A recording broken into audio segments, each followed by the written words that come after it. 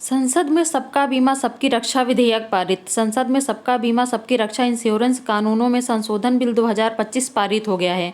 दोनों सदनों में बिल बहुमत से पास कर दिया गया है। संसद ने बुधवार 17 दिसंबर 2025 को इंश्योरेंस सेक्टर में एफडीआई को मौजूदा 74% से बढ़ाकर 100% करने वाला बिल पास कर दिया है, जिससे इंश्योरेंस की पहुंच बढ़ने, प्रीमियम कम होने और रोजगार के मौके बढ़ने की उम्मीद है। सदन ने बिल में विपक्ष द्वारा किए गए कई संशोधनों को भी खारिज कर दिया, जिसमें कानून को आगे की जांच के लिए संसदीय पैनल के पास भेजने का संशोधन भी शामिल था।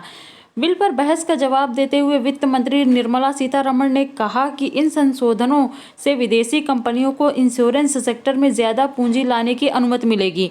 इस सेक्टर को खोलने से देश में इंश्योरेंस की पहुंच बढ़ाने में मदद मिली और अभी और गुंजाइश है। उन्होंने कहा कि एफडीआई लिमिट को 100% तक बढ़ाने से ज़्यादा विदेशी कंपनियों के लिए भारत में आने का रास्ता खुलेगा, क्योंकि कई मामलों में उन्हें अलग अलग कारणों से ज्वाइंट वेंचर पार्टनर नहीं मिलते हैं। वित्त मंत्री ने यह भी भरोसा जताया कि ज़्यादा कंपनियों के आने से कंपटीशन बढ़ेगा और प्रीमियम कम होने चाहिए। कुछ सदस्यों की नौकरियों को लेकर चिंताओं को दूर करते हुए सीतारमण ने कहा कि इसके उलट रोजगार के ज़्यादा मौके मिलेंगे। उन्होंने अपने दावे के समर्थन में डेटा का हवाला देते हुए कहा कि जब से एफडीआई लिमिट 26% से बढ़ाकर मौजूदा 74% की गई है, तब से इस सेक्टर में नौकरियां लगभग 3 गुना हो गई हैं। सबका बीमा सबकी रक्षा बीमा कानूनों में संशोधन बिल 2025, बीमा अधिनियम 1938, जीवन बीमा निगम अधिनियम 1956 और बीमा नियामक और विकास प्राधिकरण अधिनियम 1999 में संशोधन करेगा।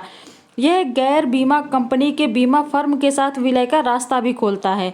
इस बिल का उद्देश्य बीमा क्षेत्र के विकास को तेज करना और पॉलिसी धारकों को बेहतर सुरक्षा सुनिश्चित करना भी है। यह बिल पॉलिसी धारकों के हितों की रक्षा के लिए पॉलिसी धारक शिक्षा और संरक्षण कोष की स्थापना का प्रावधान करता है।